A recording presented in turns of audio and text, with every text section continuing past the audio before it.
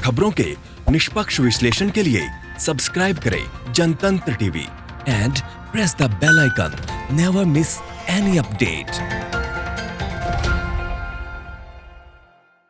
ताजा जानकारी के मुताबिक चीनी सेना की घुसपैठ को रोकने के लिए भारतीय सेना ने एलएसी पर अपने हिस्से में कांटेदार तार लगाना शुरू कर दिया है। आपको बता दें कि पिछले कई दिनों से लाइन ऑफ एक्चुअल कंट्रोल पर चीनी सेना घुसपैठ करती नजर आती है और इसी को देखते हुए सेना कांटेदार तार लगाना शुरू कर चुकी है।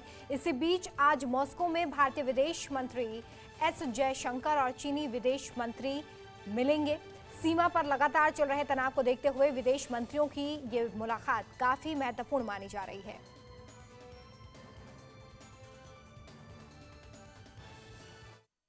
जो लॉ होता है वो पास होता है, तो भारत की फौज ने आगे जाके ऐसी जगहें ले ली जहां वो देख सकते हैं पास कहां है, रास्ता जाने का कहां है। और तो कहते हैं कि उन्होंने सर्जिकल स्ट्राइक में, टैक्टिकल स्ट्राइक में हेलमेट टॉप ले लिया, ब्लैक टॉप के ऊपर बैठ गए, गुरुंग हिल ले लिया, मगर हिल ले लिया, मुखबरी पे पहुंच गए, रिंजिंग ला के ऊपर बैठ गए जो रिंजिंग ला पास है, और ये भी बैठ गए रिंजिंग ला कि उनके ऊपर हम भारत की फौज बैठी हुई है, क्योंकि ये जगह जो है भारत की है।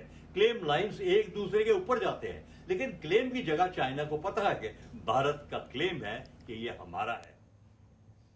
चलिए इसी पर हम ज्यादा चर्चा करेंगे और समझने की कोशिश करेंगे कि आगे इस पूरे मसले पर क्या कुछ हो सकता है। हमारे साथ defence expert AK Chaturvedi ji जुड़ गए हैं लाइव, सीधे हम उनका रुख कर रहे हैं। सर बहुत स्वागत है आपका जनतंत्र टीवी पर। Okay, thank you. सर मैं आपसे ये समझना चाहूंगी कि जिस तरीके से पिछले कई दिनों से, पिछले 5 महीने से हम देख रहे हैं कि सीमा पर लगातार विवाद जो है वो देखने के लिए मिल रहा है, तनावपूर्ण स्थिति है, और इस बीच अब भारतीय सेना की तरफ से तैयारी शुरू कर दी गई है, कांटेदार तार लगाए जा रहे हैं, साथ ही हर उस हिमाकत का जवाब भारतीय सेना दे रही है जो कि चीन की तरफ से हो रही है। लेकिन अब इस मसले पर अब आगे क्या तस्वीर हम देख सकते हैं, क्योंकि आप डिफेंस एक्सपर्ट हैं, बहुत अच्छे तरीके से समझते हैं स्थितियों को, तो आप कैसे देखते हैं आगे के सिनेरियो को? देखिए ऐसा है कि ये थोड़ा सा इसमें बैकग्राउंड में आप जाइए तो एक 1959 में एक चावल लाए जो उस वक्त उनके प्रधानमंत्री थे, उन्होंने हमारे तत्कालीन प्रधानमंत्री नेहरू जी को एक चिट्ठी लिखी थी कि भाई ये LAC का उन्होंने एक अलाइनमेंट दिया। ऑब्वियसली वो बकवास था, तो नेहरू जी ने उसको बिल्कुल नहीं माना, उसको रिजेक्ट कर दिया। उसके बाद 62 की लड़ाई हुई। 62 की लड़ाई में जहाँ तक वो पहुँचे थे, उससे जब उन्होंने अपने आप युद्ध विराम की घोषणा की तो 20 किलोमीटर पीछे चले गए। तो उन्होंने भाई उस तरह से एक LAC बन गई जिसमें कि 38,000 किलोमीटर हमारा जो स्क्वायर किलोमीटर जो अक्साई चीन का वो दबा गए। फिर 1962 से लेकर के और 2020 तक कई बार उन्होंने छोटा घुसपैठ करते रहे, और जिसको बोलते हैं सलामी स्लाइसिंग अंग्रेजी में बोलते हैं। करीब 640 से ऊपर किलोमीटर और स्क्वायर किलोमीटर और दबा गए वो।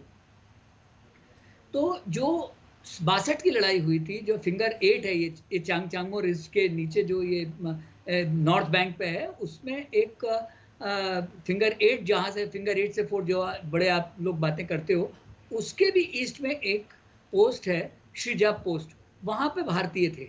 रजांगला की एक बड़ी फेमस लड़ाई हुई है जहां कि आज हम हैं। तो ये जो है, जो वो घुसने की घुसपैठ की कोशिश कर रहा है, तो ये उसका एक विस्तारवादी नीति का हिस्सा है। फिर क्या हुआ कि ये जो वुहान से जो वायरस स्प्रेड हुआ, तो अभी वहां उनमें इंटरनल कुछ बहुत कॉन्फ्लिक्ट हैं, और उसने सोचा कि इस वक्त हिंदुस्तान भी थोड़ा कमजोर है क्योंकि इनके भी वुहान का असर, ये कोविड का असर है, तो हम थोड़ा सा इनको और दबा लेते हैं जी। तो गोबी के में जो 2500 किलोमीटर चल करके वो आए, और मई के शुरू में आके उन्होंने पूरे ऑल अलोंग पहले वो क्या करते थे, एक जगह जाते थे, 3 हफ्ते बैठते थे, कुछ हम उनकी बात मान जाते, अच्छा वहाँ ये नहीं बनाएंगे, ये इंफ्रास्ट्रक्चर नहीं बनाएंगे, तो वापस चले जाते थे। इस बार वो कहीं नहीं गए, इस बार आके बैठ गए अपना टैंक टूंक लेके आके। तो इनिशिएटिव उनके पास था, चाहे वो डेप्संग हो, चाहे वो गलवान हो, चाहे वो गोगरा हो, चाहे हॉट स्प्रिंग हो, चाहे फिंगर एरिया हो पेंगोंग के इलाके में, तो वहाँ पे इनिशिएटिव उनके पास था। तो बातचीत की बातें करते थे, और फिर वो बहुत दुहाई देते थे कि 2000 साल से हमारे संबंध नहीं है, लेकिन बातचीत का कोई लब्बो लुआब नहीं निकल के आता था, कोई बात नहीं निकल के आती थी। तो ये सब जो चल रहा था इस दौरान हमने भी अपनी अच्छा दूसरा क्या वो चाहते थे, जो उनका सबसे बड़ा मुद्दा था कि भाई तुम बॉर्डर के इलाके में कुछ बनाओ नहीं, अरे भाई तुम अपनी तरफ तुम, क्योंकि वो अपने को एक उनको मिडिल किंगडम का घमंड है कि हम बहुत बड़े देश हैं, तो उन्होंने अपनी तरफ तो इंफ्रास्ट्रक्चर बनाते जा रहे थे। उन्होंने 57 में वेस्टर्न एक्सप्रेस जो G219 बना लिया 57 तक, उसके बाद 2006 तक आते आते उन्होंने QTR बना लिया, जो कि मतलब कुंगाई तास रेलवे लाइन बना ली। तो ये जो वो अपना करते जा रहे थे, वो उनके तुम करो तो कुछ नहीं, हम करें तो गलत है, तो ये ऐसे चलेगा नहीं। तो हमने भी एक रोड बनाई DSDBO रोड, तो उससे उनको बड़ी तकलीफ है। तो अब जो उन्होंने क्या कोशिश किया था कि हम यहाँ पे बातचीत करते हैं, लेकिन बात में वो कुछ कहते नहीं थे। वो कहते तुम भी पीछे हटो, तो इसका मतलब उनकी टैक्टिक्स ये थी कि हम तो 3 कदम आगे आ गए, हम लोग अब पीछे हटते हैं, तो तुम भी 2 कदम पीछे हटो, हम भी 2 कदम पीछे। तो मतलब 2 कदम का 1 कदम तो उन्होंने दबाई लिया, और हम 2 कदम और पीछे चले गए तो और अगले दिन वो आ जाएंगे जी। तो 2930 की रात को 2930 की रात को रणनीति उसके तहत चीन काम कर रहा है। सर मैं ये भी समझना चाहूंगी यहाँ पर आपसे कि जिस तरीके से आज विदेश मंत्रियों की मुलाकात होनी है, रूस दौरे पर हैं विदेश मंत्री, और आज चीनी विदेश मंत्री से उनकी मुलाकात भी हो सकती है। निश्चित तौर पर सीमा पर विवाद है तो इस मसले पर भी बातचीत होगी, और ये भी कयास है कि राष्ट्र अध्यक्षों के बीच में भी मुलाकात संभव मानी जा रही है। तो क्या आप ये समझते हैं कि उस लेवल पर जाकर जब बातचीत होगी तब ये सीमा विवाद सुलझ सकता है, या फिर जो कमांडर स्तर की या ब्रिगेड स्तर की बातचीत इस वक्त चल रही थी, हालांकि कुछ खास वहां से निकलकर सामने नहीं आया है, लेकिन ये मसला अब उस स्तर पर जाकर सुलझ सकता है, क्या आप ऐसा समझते हैं?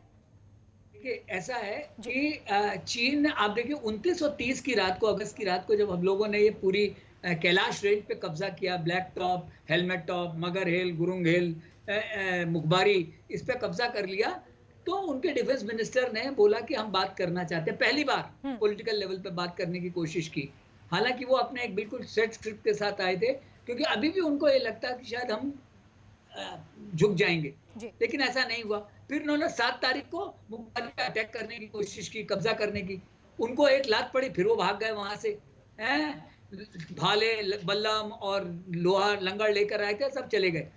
अब जो है आज जो बात होगी, जो 10 तारीख को बात होनी है ये फॉरेन मिनिस्टर की, उसमें मेरा ख्याल है at best agenda he set हो पाएगा।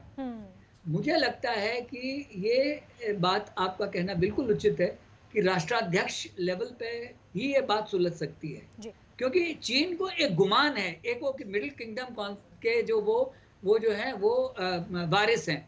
तो हम लोग जो है मिडिल किंगडम में क्या था कि चीन दुनिया का सेंटर जो है वो चाइना है, बाकी सब जो है बेकार हैं, हम उन पर रूल करने के लिए बने हैं। तो पहली बार एक किसी देश ने, उन्होंने पिछले कुछ दिनों में वियतनाम को दबका लगा दिया, फिलीपाइंस को दबका लगा दिया, मलेशिया को दबका लगा दिया, तो वो सब उनसे त्रस्त थे। उन्होंने नए नए आइलैंड बना के और साउथ चाइना सी में कब्जा करने की कोशिश की। सिर्फ एक जापान ने उनसे लोहा लिया। आज उनको लग रहा था कि शायद हिंदुस्तान में हम घुस जाएंगे और जो इंटरनल उनके पॉलिटिक्स है उससे हो जाएंगे, तो हिंदुस्तान ने आंखों में आंखें डाल के मजबूती से खड़ा हुआ है, तो वो कर नहीं पाए। तो अब इसका सुलझाव अगर पॉलिटिकल बातचीत से ही होगा, और ये बातचीत कब होगी ये कुछ नहीं कहा जा सकता, लेकिन हाँ आज की तारीख में इनिशिएटिव हिंदुस्तान के पास है, जो कल तक चाइना के हाथ में था।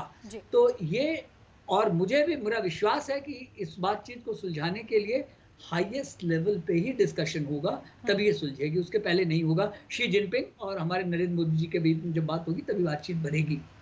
बिल्कुल, चलिए ये उम्मीद जताई जा रही है, जितने भी हम एक्सपर्ट से बात कर रहे हैं, कि जो एक बड़े स्तर की बातचीत है उसके बाद ये पूरा मसला सुलझ सकता है, क्योंकि दोनों ही देश बार बार ये कहते रहे हैं कि बातचीत से ही इस पूरे विवाद का हल निकाला जा सकता है और शांतिपूर्ण तरीके से सीमा पर स्थितियों को बहाल करने के लिए बहुत ज़रूरी भी है। सर आखिरी क्वेश्चन मेरा आपसे, जिस तरीके से हम समझ ही रहे हैं कि बातचीत ही एक वो विकल्प हो सकता है जिससे शांतिपूर्ण तरीके से इस पूरे मसले को सुलझाया जा सकता है, लेकिन फिलहाल चीन जिस तरीके से लगातार घुसपैठ भी कर रहा है, भारतीय सेना की तरफ से तैयारी भी शुरू की गई है और अब सीजनल चेंजेस की तरफ भी हम धीरे धीरे आगे बढ़ रहे हैं, तो इन परिस्थितियों में जल्दी घुसपैठ करने की कोशिश जो चीन की तरफ से हो रही है, इसको आप कैसे देखते हैं? मतलब कोशिश ये है कि कोई एक कमजोर लूप मिल जाए जहां से एंट्री कर सके? बिल्कुल ऐसा है कि चीन का, आपने कल ग्लोबल टाइम्स का एक स्टेटमेंट गौर करो, जी। जिसमें कि वो ये कह रहे हैं कि विंटर जो होता है बहुत हार्श होता है, वहाँ रहना मुश्किल होता है। अरे तुम अपनी बात करो, हमारी बात छोड़ दो। हम लोग सियाचिन के आदमी हैं, हमें कोई ऐसी मुश्किल, हमारी हिंदुस्तान की फौज को ऐसी कोई मुश्किल नहीं होगी। और हमारे जो जहाज है वो अंबाला से टेक ऑफ करके तुम्हारे यहाँ बर्बादी कर सकते हैं। जी। तो इसलिए वो ये चाहता है कि विंटर सेट हो उसके पहले ये सुलझ जाए मामला। लेकिन उनका इरादा क्या था कि इनिशिएटिव उनके पास रहे, तो वो डिक्टेट कर सके कि कैसे हो। जी। वो हो नहीं पाया। अभी क्या है, इस वक्त इनिशिएटिव हमारे पास है, इसलिए वो बार बार, चाहे कल जैसे उसने 7 तारीख को मुखबारी में घुसपैठ करने की कोशिश की, कि वो 2-3 बार कहीं ना कहीं उसको एक कोई कमजोर कड़ी मिल जाए जिससे कि अंदर वो घुस जाए। हम लोगों ने क्या किया, नॉट ओनली साउथ में कैलाश रीच पे हम बैठ गए, बल्कि फिंगर, आज जो पेपर में कहा जा रहा है कि फिंगर 4 और फिंगर 2-3 के ऊपर की जो हाइट्स हैं उस पर भी हम पहुंच गए। तो जो उसको एक नॉर्थ बैंक में भी एक एडवांटेज था वो भी खत्म हो गया। तो आज की तारीख में इनिशिएटिव भारतवर्ष के पास है। तो वो ये चाह रहा है कि किसी तरीके से कोई स्थिति बदले, हमारी कोई कमजोरी उसकी पकड़ में आए, जिससे कि इनिशिएटिव फिर से उसके हाथ में चला जाए। तो फौज को और देश को पूरी मजबूती के साथ एक साथ खड़ा रहना पड़ेगा, और ये जब मजबूती के साथ खड़े रहेंगे तभी इनिशिएटिव हमारे पास रहेगा। तो बातचीत से कुछ एक नया मैं एक बहुत पॉजिटिव सोचने वाला हूँ। मुझे लगता है इस लड़ाई के बाद ये जो अभी स्टैंड ऑफ हुआ है, इसका एक नतीजा तो अच्छा निकलने वाला है। वो ये कि एलएसी, जो कि वो एक झूठ का एक उसने पुलिंदा बना रखा था चीन ने, वो अब खत्म हो जाएगा। अब ये एलएसी फिक्स हो जाएगी कि भैया ये नक्शा है, ये तुम्हारे पास है, ये हमारे पास है। इससे अगर अंदर जैसे कि एलओसी में है वो वाली हालत हो जाएगी, तो ये एक बहुत अच्छी चीज हो जाएगी। तो मुझे लगता है कि हम लोगों को अभी मजबूती से खड़े रहने की, जो आपने बोला तार लगा, तार ही नहीं, वहाँ बहुत कुछ होगा जी। तार ही नहीं, बहुत कुछ होगा। और मैं उनको बताना नहीं चाहूंगा ये, क्योंकि ये चीजें नहीं लोगों को ज्यादा पता होनी चाहिए। लेकिन हाँ ये है कि वहां पे, जैसा कि अखबार में आ गया कि टैंक तक उन्होंने चढ़ा दिए हैं वहां पे, हिंदुस्तानियों ने उसके ऊपर टैंक। आज उनकी, हमारी टैंक की जद में उनका जो मोल्डो कैंट है अक्रॉस, वो भी है, चाहे तो हम जब चाहे उसको उड़ा सकते हैं। तो इसलिए वो बिल्कुल, हम उनको खतरा है कि गलवान से हम ऊपर चढ़ के उनका 219 को इंटरडिक्ट कर लेंगे। तो अक्साई चीन पहुंचने का सबसे नजदीक का रास्ता वो है। तो इसलिए वो कोशिश कर रहे हैं, ये उनकी कोशिशों करने दीजिए। बिल्कुल, मुस्तैदी से भारतीय सेना यहाँ पर जवाब देते हुए नजर आ रही है और तैयारियां भी पुरजोर तरीके से। बहुत शुक्रिया सर हमारे साथ जुड़ने के लिए, समय देने के लिए।